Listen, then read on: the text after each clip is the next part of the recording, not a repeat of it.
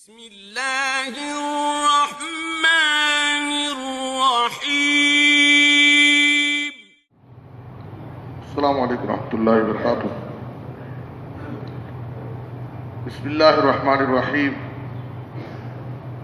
عن عائشہ رضی اللہ تعالی عنہا قالت قال رسول اللہ صلی اللہ علیہ وسلم انما اہلک الذین قبلکم انہم کانوا اذا سرق فیہم الشریف ترکوہ وَإِذَا سَرَقَ فِيهِمُ الضَّعِيفُ أَقَامُوا عَلَيْهِ الْحَدَّ وَأَيْمُ اللَّهِ لَوْ أَنَّ فَاطِمَةَ بِنْتَ مُحَمَّدٍ سَرَقَتْ لَقَطَعْتُ يَدَهَا۔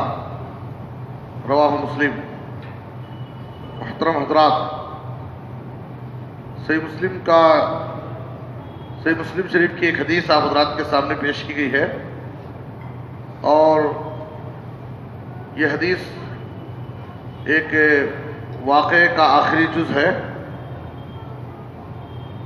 ایک مخزومیہ نام کی ایک عورت نے نبی صلی اللہ علیہ وسلم کے زمانے میں چوری کیا۔ اب خاندان کے لوگوں میں یہ بات باعث تشویش ہوئی کہ اگر نبی صلی اللہ علیہ وسلم کو اس کی خبر ملے گی، آپ تک یہ معاملہ جائے گا، تو آپ صلی اللہ علیہ وسلم باقاعدہ حد نافذ کریں گے، یعنی چور کا ہاتھ کاٹا جائے گا۔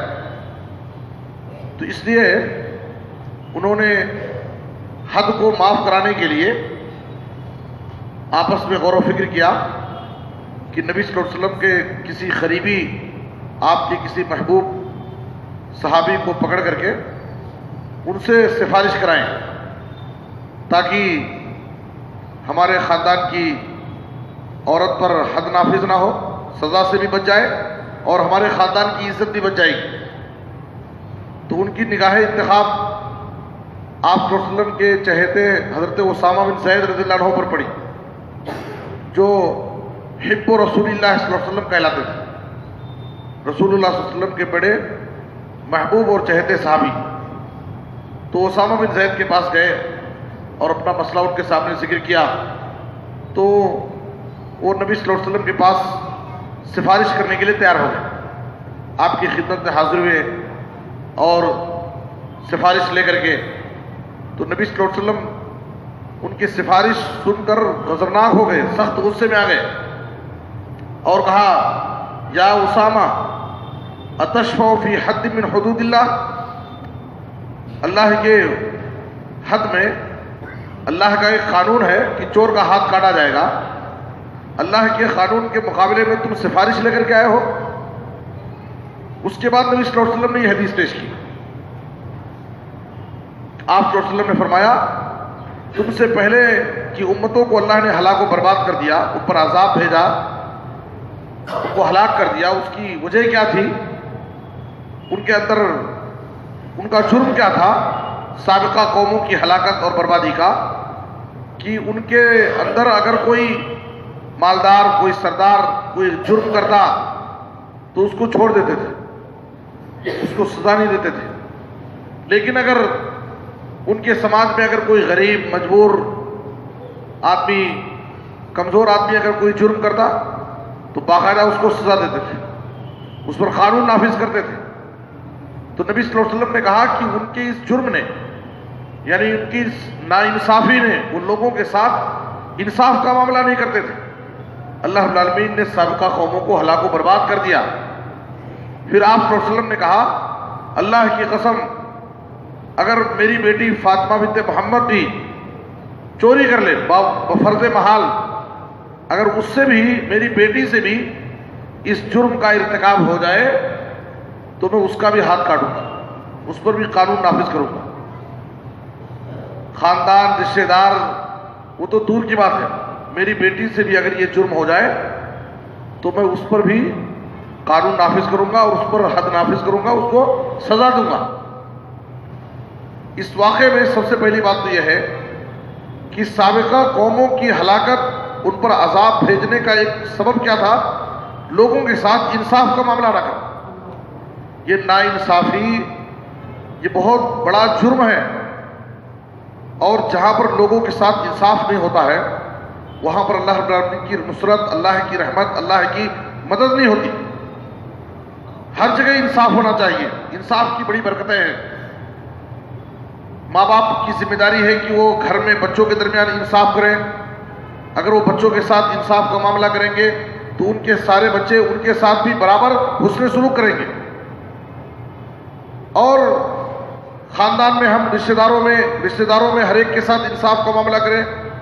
ہم لوگوں کے بڑے ہیں، جماعت کے ذمہ دار ہیں، تو ہم عوام میں، جماعت میں ہر ایک کے ساتھ انصاف کا معاملہ کریں۔